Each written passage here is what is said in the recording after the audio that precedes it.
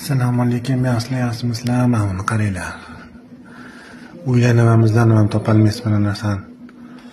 Tomirda qani bo'yinga kirib ketayotgan tomir, miyani, bosh miyani qon bilan ta'minlaydigan katta o'q tomir. Yuqori arteriya. Yuqori arteriya. Endi ahvolni qarang. Birinchisi qarang mana esabrazning, o'tkir burchak ostida bo'lsa bir king deydi deformatsiya. Davomida endi bu yetmasdan bitta yana ko'yiling, ya'ni tugunsimoq bosh miyaga kirib ketayotgan tomir tasavvur qilyapsiz. Miyani boquvchi tomir aslida to'g'ri bo'lishi kerak.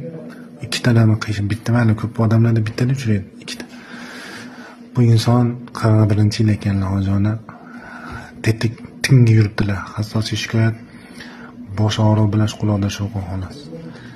Ana sababi ham topilib qoldi. Sog' bo'linglar, salomat bo'linglar. Bu yerda like bosib qo'yinglar.